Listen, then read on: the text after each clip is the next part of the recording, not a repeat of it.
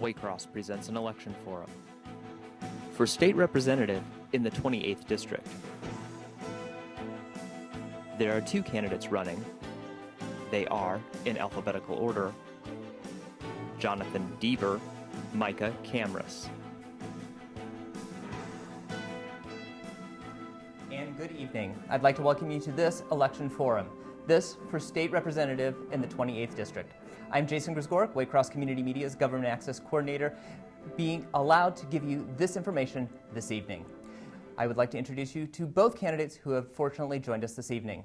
To my left, Jonathan Deaver. Good evening. And to his left, Micah Camrus. How are you? Great. I'm glad that you were both able to join us. Thank you for this evening. Thank you. In a moment, I will be opening the phone lines and emails to you. But first, of course, we will allow an opening statement to both of our candidates. And at that point, we will open it to you, the voting audience at home. So without further ado, I'd like to start with Mr. Deaver for a 2-minute opening statement. Thank you. Thank you very much for having us here tonight. And I want to thank Waycross specifically for hosting this event. My name is Jonathan Deaver, and I'm a candidate for the Ohio House of Representatives for the 20th District. I'm running to bring my job-creating experience to the State House. I grew up in Montgomery, Ohio, and I'm fortunate enough to raise my two children on the same street that my father grew up in Madeira, and we've got 5 consecutive generations growing up there. My wife and I are the proud owners of 3 small businesses, and at any given moment we employ between 9 and 15 employees.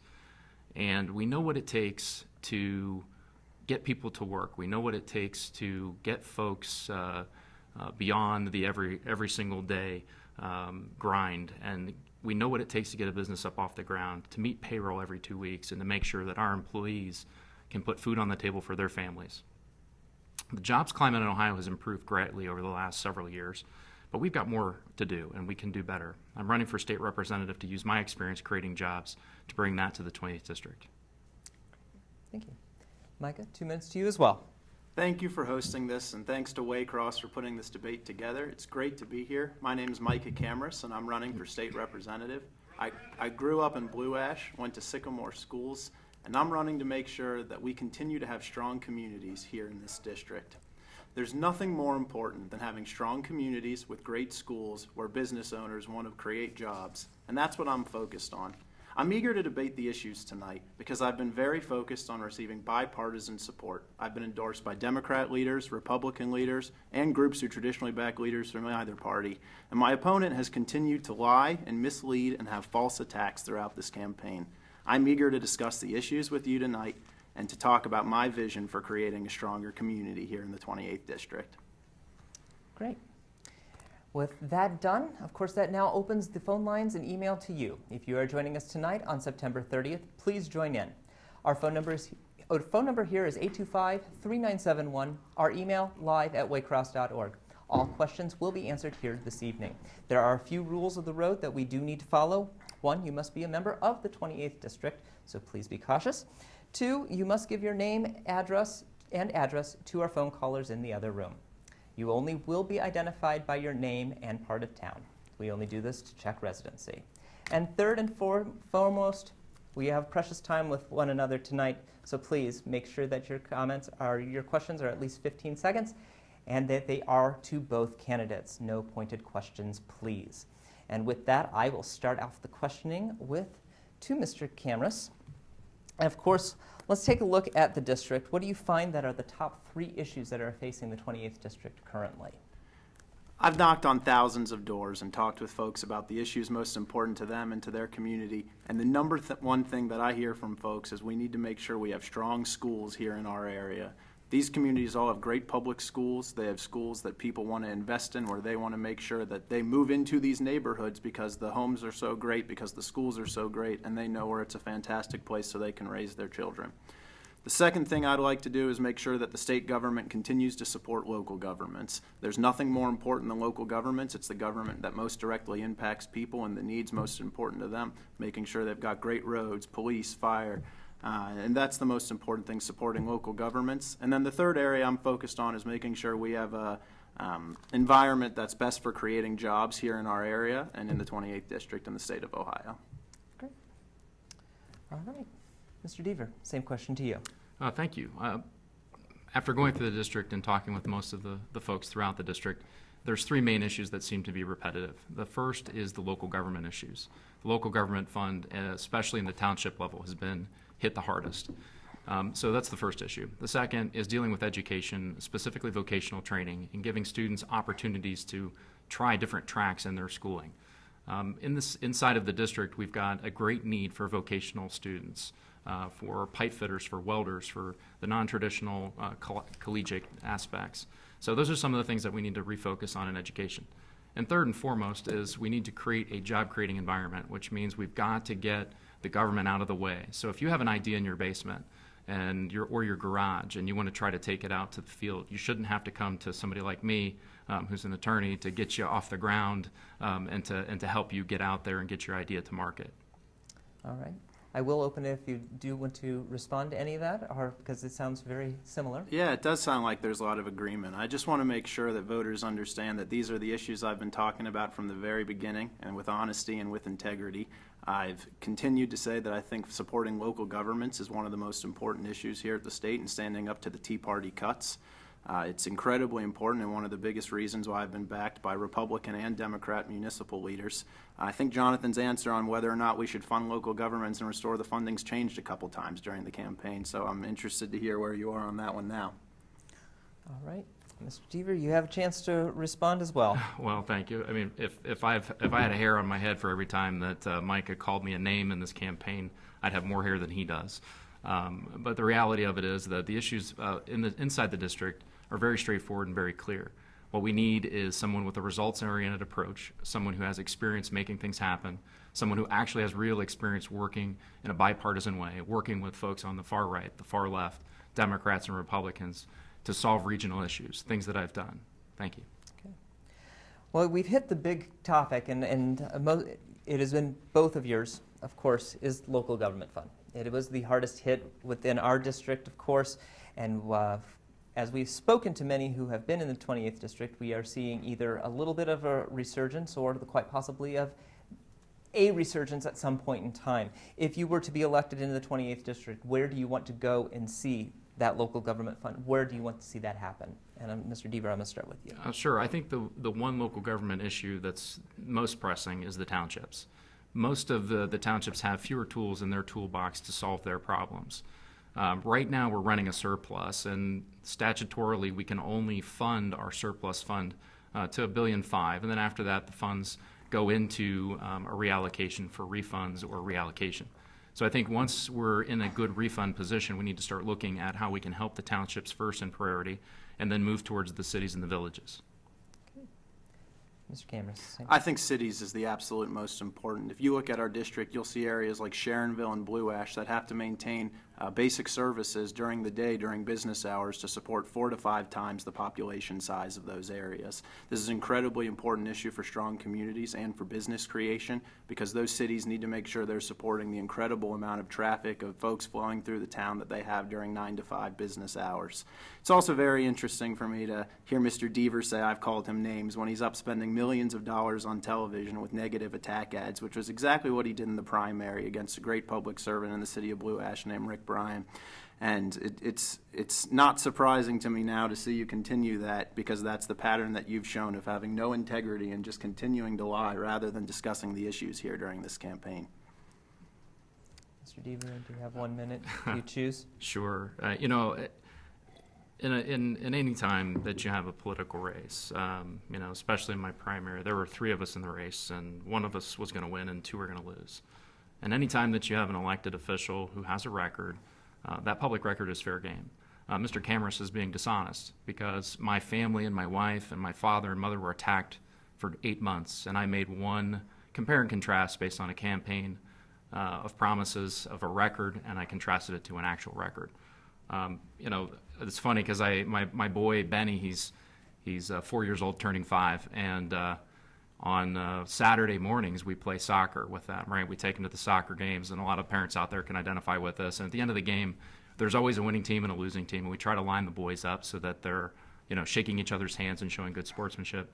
And there's always one kid in that lineup that doesn't want to shake hands because they lost. And really, that's what this is about. And if I can just respond to that for a You'll moment, have too. one moment. I'm not sure about attacks that may have happened from one side or the other in the primary with you or with your family, but I can say that it is absolutely undeniable that in the race between the two of us, it is you who is out there spending a lot of money on television and mail and negative ads. So if you want to talk about sportsmanship and being a sore loser, I'm the one out there talking about my vision, my views on the issues, and what I think we'll do to strengthen our community. You're out there telling lies about me. Well, I think, again, Mr. Camrus is being inaccurate. My campaign has not said one negative thing about Mr. Camrus or his campaign. So your television ads aren't negative? I think he needs to look at who's responsible for the ads that are going out, because they're not coming from me. Okay. So if I can then respond one more time. I'll give one last response, and at this point, we will stick to the issues, please. Thank you. It sounds like you've got one more lie coming out. Are you really going to try to tell the voters of this district that the group that pays your campaign manager's salary, that pays for the mail piece you pass out, that pays for your campaign website, isn't associated with your campaign? The people that ran that ad are not associated with my campaign. So if they fund your campaign and your manager Well, Mr. and your Camrus, are you website, making a they're promise not there. today that no outside groups and the Democratic caucus is not going to fund your campaign or help out with your campaign without your insight? Nothing associated with me or my campaign or anything in the Ohio Democrat Party will run nasty ads like you have been doing against me. And Again, this this is is where not- this is where we'll stop that. We will continue on with the issues only, please. With that, we will go to an email question from Anthony from Green Hills. He asks the question, where do you stand on the right-to-work issue in Ohio? Right-to-work laws restrict private sector unions to suppress workers' abilities to organize. We're going to start with Mr. Camrus on this question. Again, you will have 2 minutes to answer. I oppose it. I think it's an unfair attack on workers. I think the voters of this district in the state of Ohio rejected similar measures in 2011 when they overturned Senate Bill 5, which was passed by Tea Party extremists in the legislature, and I'd oppose it coming up if I was the legislator and it was proposed. Okay. Mr. Deaver, same question. Right to work, if it's going to be even attempted, should be something that the voters choose to do. We are an employment at will state. We also have a collective bargaining statute, and our history in Ohio is rich with a good give and take with labor and management, both public and private. I do not believe that right to work will be an issue in the legislature in the next session. But again, I think it's best put in the hands of the voters if the voters want to make an adjustment to our state law. All right. Sure, and if I can then follow up there, You too. may. I'd love to know if the voters do vote on it, if you'll be willing to stand by their decision, Jonathan, because as I recall, the city of Blue Ash, the voters they voted to have a park, and then you then campaigned against that park and said it was a waste of money, even though it was a decision made by the people of Blue Ash. So on these issues where you say the people should decide, will you stand with them then, or will you oppose them like you've done so far in the primary? In my campaign, we did not campaign against the people of Blue Ash. There's a lot of things that I don't agree with the President of the United States, but to say that I don't love America or American people is also equal nonsense. Likewise, I didn't agree with some of my opponents' positions because we were discussing about things, what we would do at the state level, not at the local level.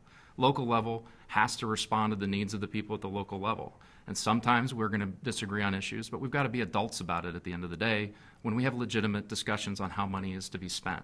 As a state representative, it's not my place to tell any local government how to spend money, what decisions they should make. That's up to them.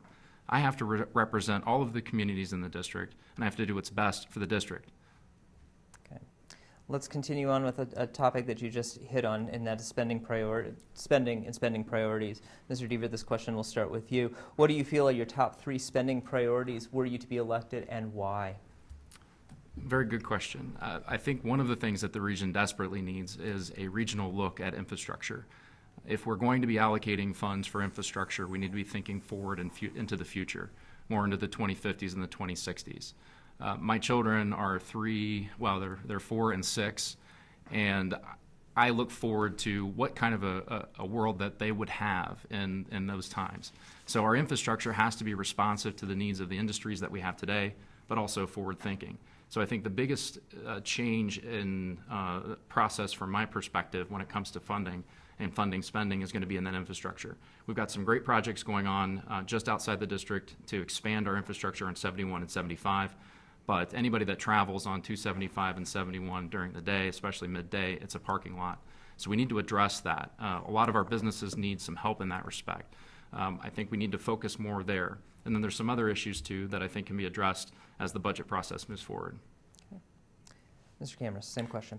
The plurality of state spending goes to education. Education is the single most important thing the legislature does. Actually, if you look at the state's constitution, it says there are only two requirements of the legislature. They're to pass a budget every couple of years and provide for really great schools. So I want to make sure that we're focusing on strong schools, looking at our school funding formula and correcting some errors there. For example, Princeton Schools was mislabeled as property wealthy in the most recent funding formula. Even though a huge number of students there on free and reduced lunch, the school receives substantially less money because of problems with the funding formula for schools that I'd like to change. The second is I want to make sure we restore the cuts to local governments that have been hit very hard. That's police, that's fire, that's the things needed to support a strong business community and strong communities where people want to live and raise their children. And then the third, I agree with Mr. Deaver. We need to make sure we're focusing on infrastructure and building towards our future. Okay. You care to respond to any of that? All right, then. We'll continue on to the next question. We'll go to one more question before our next email question. Mr. Camrus, you had spoken on education, is where I like to go as well. Sure. Educational funding, we've seen it cut, we've seen it hurt. You're already talking about the ideas of changing or possibly looking into the changes of the educational funding model. What is your outlook and what is your funding model for yourself, and where do you see the state going? Sure. Well, I view every single child in the state of Ohio as an investment from the state. If you look at me, I went to Sycamore Schools, kindergarten through high school, and went to Ohio State for undergraduate, graduate, and law school. The state invested in me and my education all the way through. If I was to then pick up and go practice law in Chicago, Illinois, the state would lose all of its investment in me as I become a taxpayer in the state of Illinois. We need to make sure that we're focused on providing every single student in the state with a great education, with the opportunity for higher education if that's what they dream for themselves and for their family. And we need to make sure also that we're then doing everything we can to keep our best students in the state afterwards so that the state gains on its investment. It gets a great return on its investment. I want to work with the universities. I want to work with K through 12 schools and bring leaders together. You know, I've continued to work with people from both parties, with education leaders, and people know my record of bringing people together to really solve some of the most important education challenges, and that's part of why I have the support from Democrats and Republicans in this community. I think schools are the most important issue, and it'll be the most important issue to me. All right. Mr. Deaver, same question.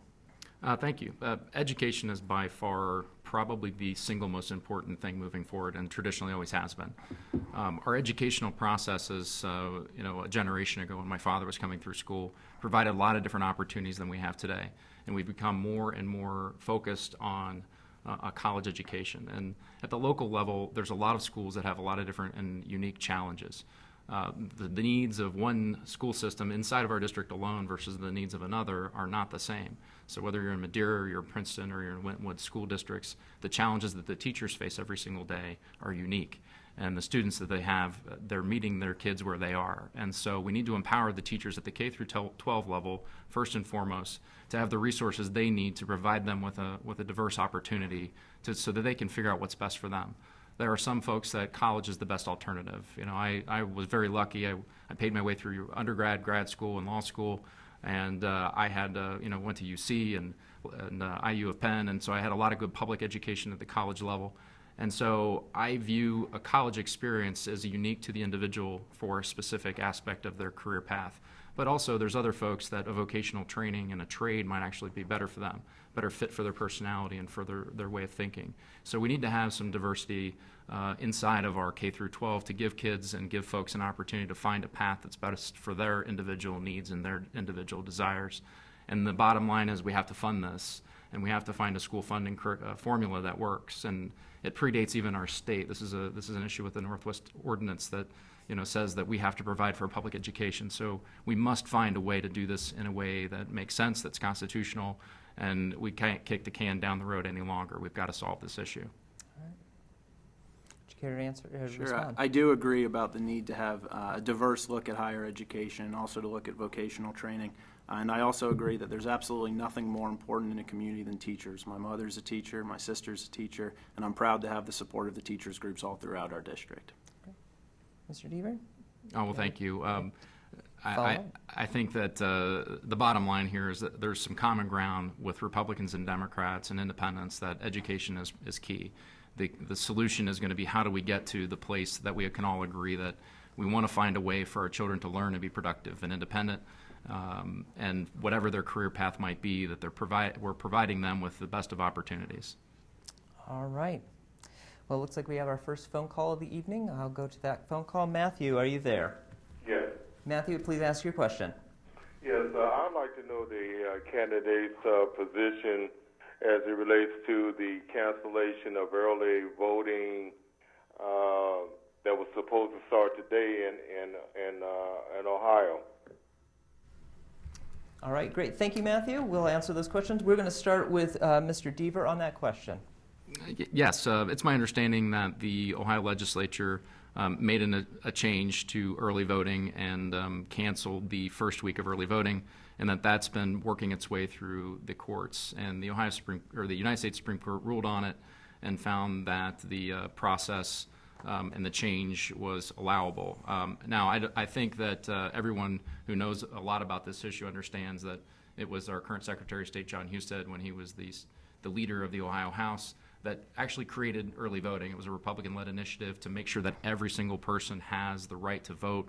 We want voting to be open and accessible to everyone, and I think we can all agree that that's the idea. We want everyone to have the right to vote. We want voting to be easy and effective and simple, and today versus when that law went into place is still more simple and easy and open and transparent than ever before.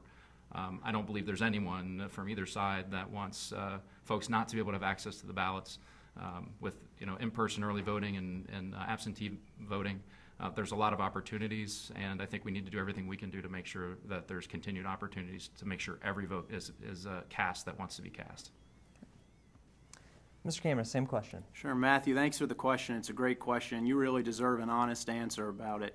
I think it's a shame that the legislature has tried to make it harder to vote, which getting rid of weekend voting, getting rid of a week of voting certainly has done.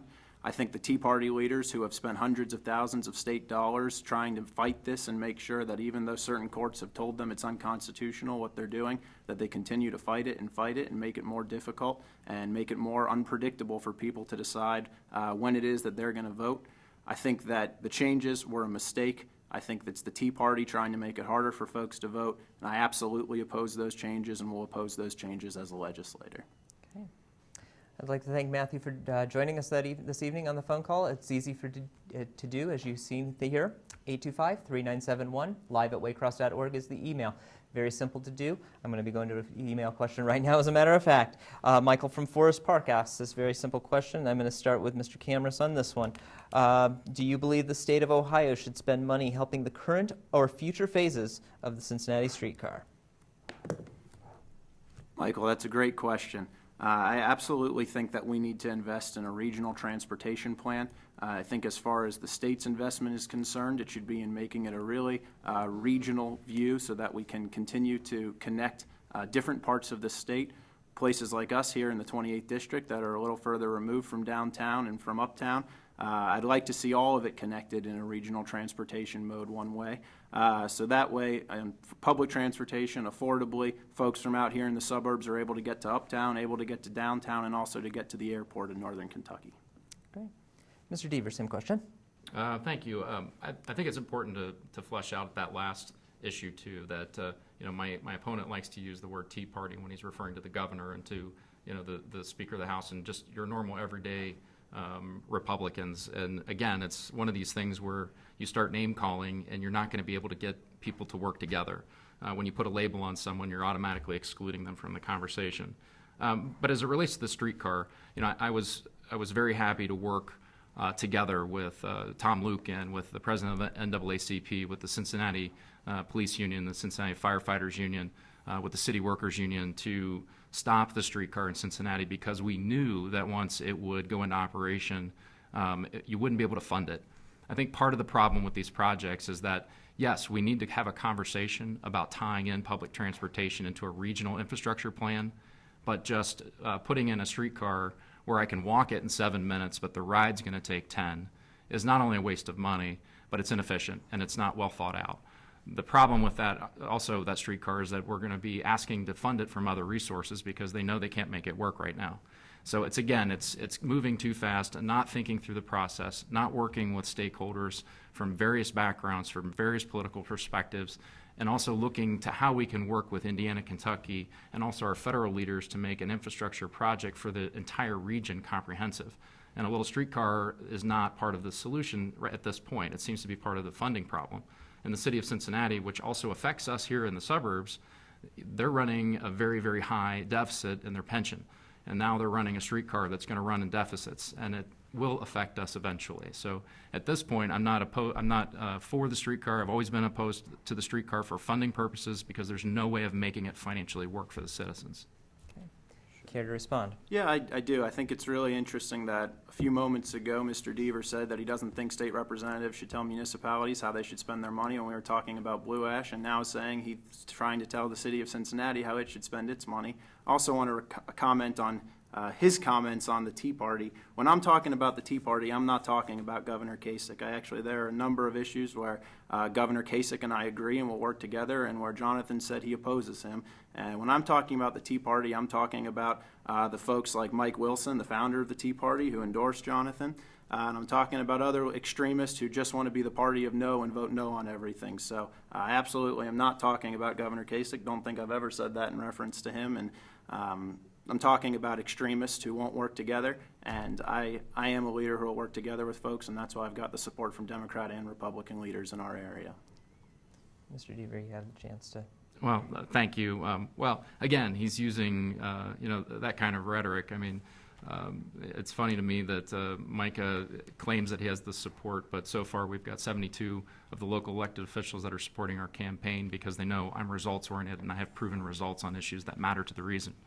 Cincinnati, we were working together, bipartisan effort to stop something that was going to be detrimental to our police and to our firemen, that was going to be detrimental to providing basic services to the region. That's not an extremist perspective. That's bipartisanship coming together for the community as a whole and for the suburbs as well, because it's important that our basic services are not disrupted because somebody has a pet project that isn't going to make money and is going to be a drain on the resources that we have, specifically in hard economic times.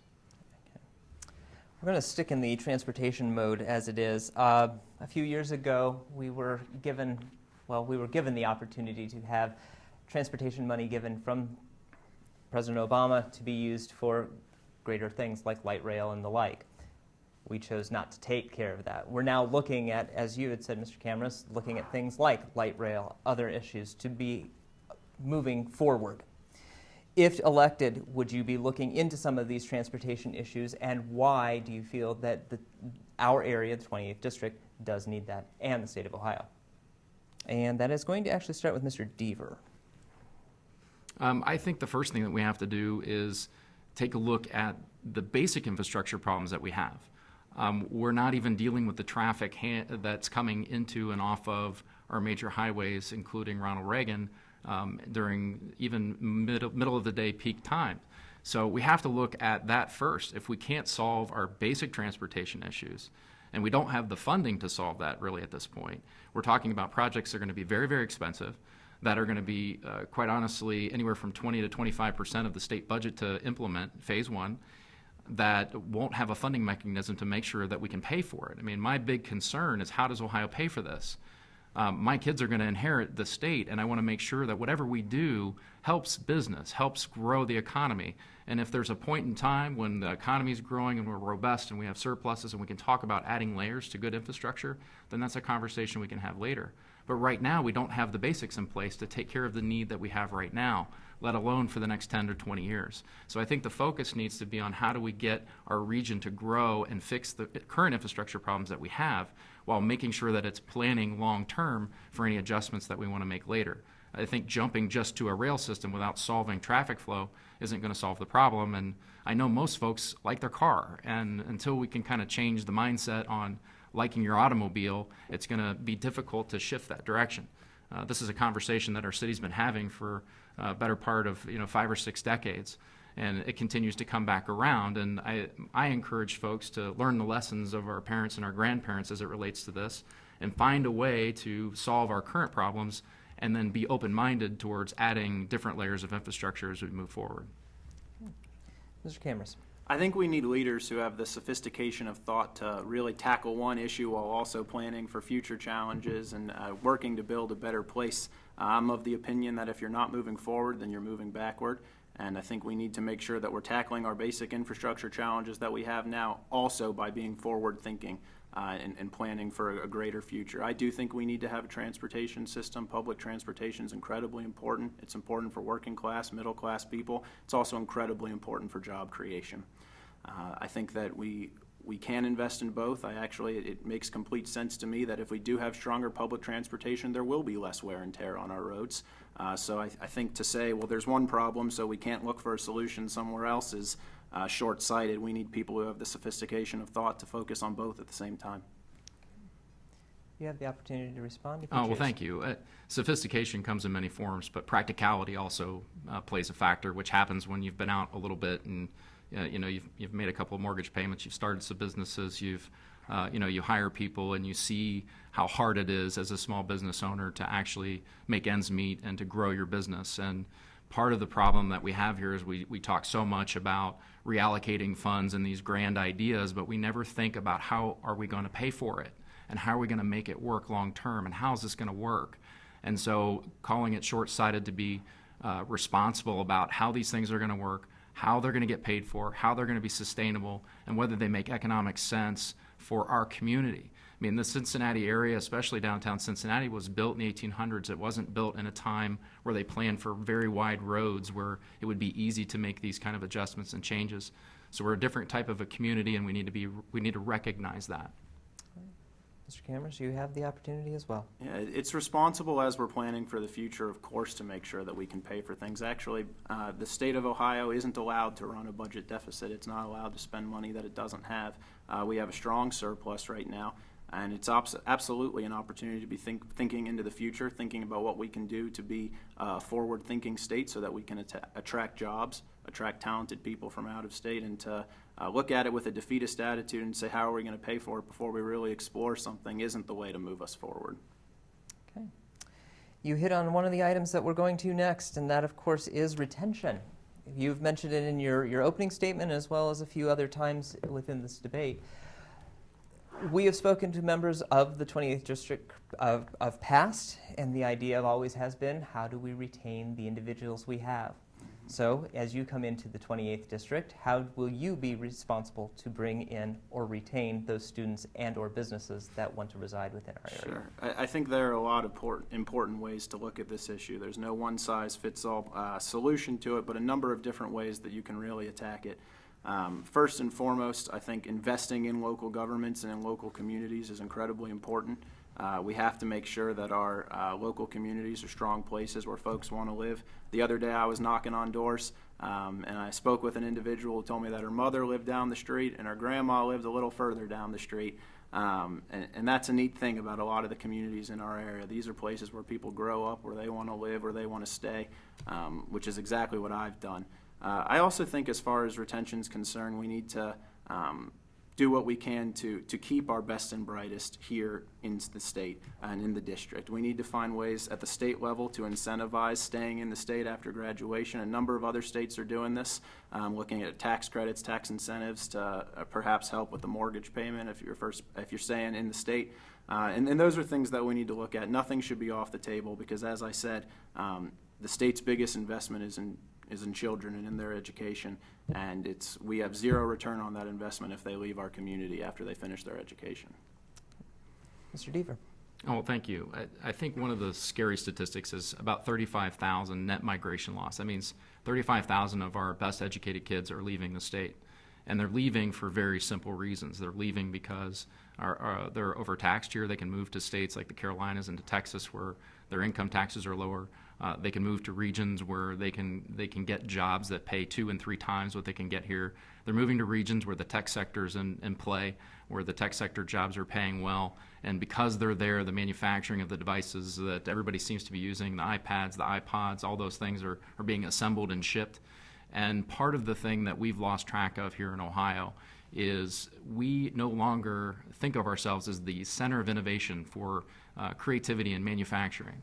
Our state has a great history of being the place that was fantastic for innovation across the board, for machine tools. And, we have an aerospace corridor in the district with great potential and great ideas. The F-35 is being assembled here, and parts of that work is being done right here in our district inside of Blue Ash. Great things like that are occurring, but we need to do more to attract those kinds of jobs here. We're not going to get these kids to stay here if they can go somewhere else and make more money and have a better quality of life. We've got to bring these businesses here and give them an environment where they want to be here, want to relocate here. And when we do that, and we give them an environment where this is the best state to do business, the best state to hire folks, the best state to raise their kids, then you're going to see more of a retention. Everything else that I'm hearing is how we can spend money to get people to stay here. And if we're spending money, that means we're taking away from the small mom and pop shops, and we're not putting it back into the hands of the individuals that create the jobs. And so we've got to be more small business minded and more minded about the business climate if we want to keep the kids here. Okay. Mr. Camrus, you choose to? Okay. Mr. Deaver, I'm going to actually bring that question back to you because you've brought in a comment that I have brought to our forums many times before. You coined it the center of innovation. The state of Ohio called it the heart of it all. Mm-hmm. Ohio was, I hate to use that word, was the it place to be. How do we make it that again? You said it is the center of innovation. We need to make it again. How do we do so? Yeah, I mean, for me, it's fun because I've got a great family history in Ohio. My goodness, it's been 260 years since our family's been here, and we've stayed here because of that. Ohio's produced 8 presidents. It's got some great leaders like Rob Portman, who's been a big supporter of my campaign and endorsed me. You've got great businesses like Procter & Gamble that are the cornerstone of our community, GE. And these businesses rose during a period of time where Mr. Gamble went down on the shores of the Ohio River with a bar of soap, and it floated, and he had an idea, and he made it work. But the government wasn't in his way, and they didn't tell him how to make the soap, when to make it, what packaging to do, and how much he was going to be taxed before he could actually even make his product. So we've got to create an environment where businesses want to be here. I mean, we're living in a world now where Burger King, an American company, goes to Canada because they get better tax treatment and because they can actually make a profit so they can hire more folks. And America, by and large, right now is one of the worst places from a tax perspective to do business. And we've got to make it the best. This is the best place for innovation and technology, and we need to create an environment, in Ohio specifically, where businesses want to come here. So infrastructure is huge. The tax structure is huge. The corporate environment, we have to make adjustments to that to make it so that you want to be here in Ohio, so that a Dell or a Microsoft or an IBM would love to relocate here and not go to the Carolinas. That's the kind of environment we need to create if we want those kinds of jobs here. And again, then that keeps our kids here. It brings in the best and the brightest from across the country. Mr. Camrus. Sure. Well, I don't think you got a single proposal there of what to do to actually make it a job-friendly climate, a job-friendly state. I think we have tremendous momentum right now. The city of Cincinnati just had an enormous announcement with GE and job creation that'll be coming there. And one of the biggest reasons that GE decide they want to come there is because all of the great things that the city of Cincinnati is doing to create an environment where people want to live, want to raise their families, want to send their kids to school. And it's the same thing in the communities in the 28th District. We've got lots of great businesses that want to be in the 28th District because of the great schools, because of the great communities. So we need to make sure that we're supporting those local communities. The other thing, your question was about the center of innovation. A lot of this comes from some of the best thinkers, the top thinkers that we have here in the state. I've been involved with some of the university leadership here in the state, at Ohio State, here at University of Cincinnati too, have great relationships with those leaders. One thing that we need to make sure we're doing is encouraging our universities to commercialize the research that they've been working on and to make sure that the universities and the taxpayers are benefiting from some of that, and that it's going toward job creation here in our state, because there's nothing more important than taking some of the great ideas that we have and making sure that we're able to turn them into great businesses where people want to work and continue to create great products. Okay. Mr. Deaver, care to respond? Well, yeah, thank you. That is one of the wonderful things about being in a city and a region as diverse as ours, is that we do have a lot of good thought leaders, independent leaders that are, innovating aerospace, that are innovating Procter & Gamble. I was talking to a fellow earlier tonight, and he's talking about how they're reassessing their data and spending some time out in California to really understand how data works and collecting information about the products that they provide, and found new ways of shifting their market segment to reach more people, not only in this region but across the world. And he's working with the University of Cincinnati, and then he's also working with our technical colleges. So we've got a lot of good feeder schools for these ideas and these processes. But I think at the end of the day, in order to get businesses to expand and reinvest, we've got to make an environment that's business friendly, that's tax friendly, and where the corporate structure is friendly. We don't want folks going to other states when we've got everything that we need right here in Ohio. Okay. And Mr. Camrus, if you choose. All right. Mr. Camrus, I'm going to bring this one over to you. We've talked about ideas and innovations. We've also talked in the past about the Green Initiative. That is obviously one of the bigger topics that hit the federal area for quite some time now. We've seen bits and pieces join the state of Ohio, be it either the creation of small parts going into larger wind turbines, small things going into larger things, but we're not seeing the big picture, so to speak. Were you to be elected, are green initiatives important to the state of Ohio, and if so, how? They absolutely are. As I said, we need to make sure that we're moving forward and planning for the future, or else we'll move backward. One of the, I think, a major missteps of this most recent legislature was they abandoned the environmental standards that the legislature had put in place previously. They put a several-year moratorium on them, and it was really unfair in a number of reasons. One, it isn't helpful for us becoming a more environmentally friendly place. It was also really difficult on the business community, where a number of folks have invested tremendous amounts of resources into preparing for those standards and complying with those standards. The first thing that I'd like to do as far as green initiatives is concerned is make sure we get back to having standards. You know, we became the first state in the country to get rid of the environmental standards that we put in place, to freeze them, to halt them.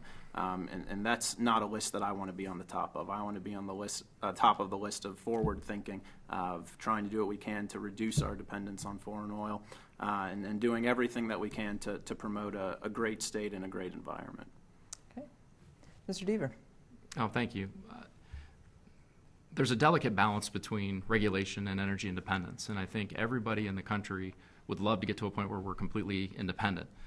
The nice thing about Ohio is that we have an opportunity, much like the South Dakota region, where we have this great opportunity to invest in a new technology and a new way of finding our independence. And I think there needs to be a balance between some of the old technologies and the old natural resource fuels that we need to use and migrating over into responsible use of those products, but also finding ways to integrate the new technologies.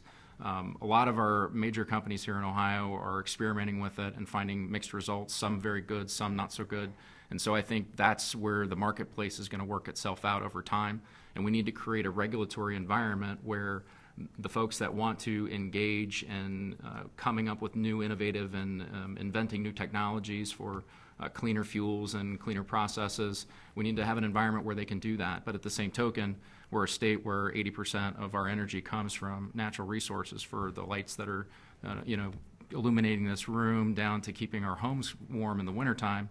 We have to have a balance, and we have to find a way to transition into that as well. So again, it's a balancing issue. We don't want our regulations to be so out of control that we can't do business, and we don't want folks' electric bills going up 3-4 times, or they're when they're paying at the pump, to go up to the point where they can't fill up their tank going to work. So I think there's a delicate balance there where we need to be looking at how we can make these regulations work for the average consumer. Mr. Camrus, can you respond? I agree that there's a balance, and that's why I thought it was such a poor idea to go so unbalanced in one direction, to just freeze the standards. And while we're talking about energy, too, as far as bipartisan proposals, Governor Kasich told the Cincinnati Enquirer the other day that if he's reelected, one of his major initiatives is going to be imposing a severance tax on fracking, mostly out-of-state companies. And it's in my opinion, a home run for the 28th district. One, it's an area where there's bipartisan support. You've got me as a Democrat saying I agree with the Republican governor. Two, that's not an industry that's happening here in the 28th district. They wouldn't be subject to that tax. And three, it's a great way to fund some of these other ideas that we've talked about, to make sure that our government has a healthy level of funding. And also, I'd really like to see that tax put in place, and then to eliminate the sales tax increase that this most recent legislature did, and use that money to offset that, because that hurt working people. Okay. And Mr. Deaver, care to respond? Yes, thank you. It's very interesting. I've got a lot of family members still down in the southeastern part of the state, and the severance tax is a big issue down there because a lot of the regions have as high as 20 to 40% unemployment, some even higher than that, actually, almost to 50% unemployment because there's no economy there. And severance tax is kind of a weird thing. It's like telling a farmer that you can grow corn, but before you do it, I'm going to tax you for the privilege of growing corn, and then when you sell your corn, we're going to tax you again. And so this is an emerging industry, and I think what we need to do with this industry is let it out, see how it's going to work. The same logic was not applied to the internet. I mean, we didn't say let's tax the internet and then figure out how it's going to work. We don't like that. We don't want that to happen. And so I think in this particular instance, we need to explore it, see how it's going to unfold before we shut it down with undue taxes. I agree with the governor on some things. I disagree with him on other things. And on this one, I think increasing the severance tax at this point, at this age, is too soon. Okay. All right. Well, Mr. Camrus, you had brought it up a little bit. Of course, that's the sales tax. Mm-hmm. Where, of course, we kind of get an idea of where you stand, but let's talk about it. Where do you stand, and what should we do for this ever-changing idea that's going on with the sales tax? Sure. I thought it was extremely irresponsible of the state to raise the sales tax, which disproportionately impacts lower-income folks, hardworking people trying to make it by. I don't think raising taxes on sales every transaction is a smart thing to do during an economic recovery. And I'd really like to see that restored first and foremost. Part of why I proposed the severance tax being used to do that, one, is that it's an area of bipartisan agreement, and two, it's not my responsibility to represent the people of Southeast Ohio. It would be my responsibility to represent the people of the 28th District. There's no question that for the people of the 28th District, it would be better to reduce the sales tax, to reverse those increases that were made, and to pay for that using an increase in the severance tax that Governor Kasich and I agree on. Okay. And Mr. Deaver. As it relates to the sales tax, the states that have seen the best growth and the most prosperity have gone and moved more and more to a consumption tax. Now, I think we could have a real legitimate debate on what should be taxed and what shouldn't be. A consumption tax is the type of thing that allows the consumer to choose what they buy and how much tax they pay. And moving towards a tax-free Ohio, especially on the income tax level, is a right shift in the right direction. I believe that folks should be paying a sales tax on the things that they need to survive, their utilities, their food, and their basics. But moving to a consumption tax where you're paying based on what you consume if you want to consume it is a decent model. Increasing, the income taxes on working families is not going to work. Working families have more control when the money's in their hands and they can decide what to buy and to sell. The severance tax is going to affect all of us in Ohio, not just people in 28th. And we need to have someone who understands that and understands that, while the responsibility is to represent the people of the 28th, it's not to hurt the entire state in the process. Okay. Mr. Camrus, care to respond? Yeah, absolutely. I think to say that the model that we've just put in place of increasing the sales tax is a model for success, the data just doesn't bear that to be true. Just a couple of months ago, the data showed that Ohio lost more jobs than any state in the country that month. So to suggest that the model we've put in place is the right model, I think, is incorrect. As far as balancing the needs of the 28th District versus other areas, my allegiances are to the 28th District. That's most important. As far as looking at the big picture, I think that's the governor's responsibility. The current governor agrees with me that putting that severance tax in place would be the right move. And again, I think the first thing we should do is use that to reduce the increases that were made on the sales tax because it's disproportionately hurting working folks. And Mr. Deaver, if you care to respond. No, thank you. Okay. I'm going to ask, going down to the bottom of the wire here, so we're going to ask just a few questions, minute each to each answer. We'll start with Mr. Deaver on this one. Mr. Camrus had made the point in the question there of I'm striving to be for the 28th District, and I think that's what you both are doing as you are running for this seat. What does it mean to run for the 28th District? What it means to run for the 28th District, it's a very interesting district. It's one of the very few districts in the state that is truly a 50-50 district, meaning that not only our politics are evenly divided, but also our economics, our education systems, but we have some very unique things here in the 28th. We've got major highways. We have more highways than any other district. We've got a ton of business, whether manufacturing, technology, avionics, long history of different types of businesses, and we've got great communities that have generated a lot of leaders across the state and across the country, not only in business, but across the state as well. So it's a very diverse district, it's a very unique district, and it has a great flavor to it. And I think that what it means to represent the district is actually represent Ohio in a lot of ways, from a perspective of what it means to be an Ohioan, but also a member of the 28th. Thank you. And Mr. Camrus. We do have a 50-50 district, and the two things that it requires is, one, someone who will listen, and two, someone who will work together in a reasonable way. I've been out knocking on thousands of doors, talking with folks, listening to people, and also proposing reasonable ideas, common sense solutions, issues where we can find bipartisan support, where I've received support from Republican local leaders, where I agree with our Republican governor. We need someone who will listen to folks, who will work together to find common sense solution and to reject extremism on either side. We also need someone with integrity, who will have the integrity to listen to you, to talk with you, to understand, to tell you how they feel, even if you don't agree. I don't think there are any two people in the world that agree on every single issue 100%, and to be honest with you when you disagree, and not someone who will hide behind false attack ads. We need someone with integrity who will listen and who will work together, and that's me. All right. Well, as I'm seeing, we are running to the bottom, so I would like to be able to allow each of you a 1-minute closing statement. I will start with Mr. Camrus. Sure.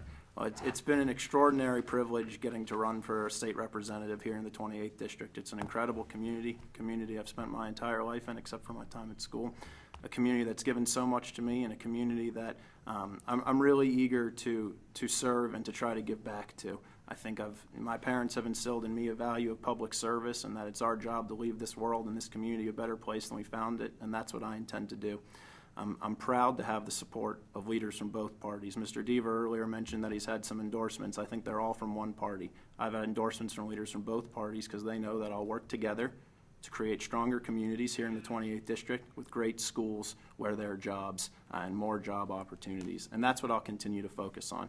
You can count on me to be someone who will listen to you, who will work with you, and work with people from both parties, and to be a candidate of integrity and honesty. And Mr. Deaver, please close us out.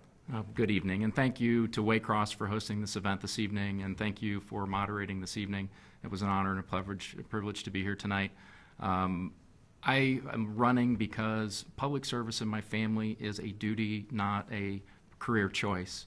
I'm not here tonight to be a career politician, and I'm not going to tell you what you need to hear or want to hear. I'm going to tell you the truth always and honestly. My family has a long history of serving our state or our country. In times of war, we step up and we fight, and in times of peace, we give back to the local community. And for 8 generations, we've been doing that.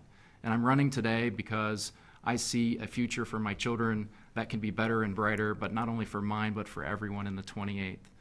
My boys, Benny and Zach, are great little kids. Zach's a first grader in Madeira, and Benny's in preschool. And I see them growing in a universe that requires some common sense, but someone who actually has proven results working with Democrats and independents and Republicans, something that I've done, something that I will do in the future and continue to do. My name is Jonathan Deaver, and I would appreciate your support and your vote on November 4th. All right. I want to thank both of you for joining us. We have reached the bottom of the hour. It goes by quickly, I know, but I want to thank you for joining us this evening. Thank you. Thank you.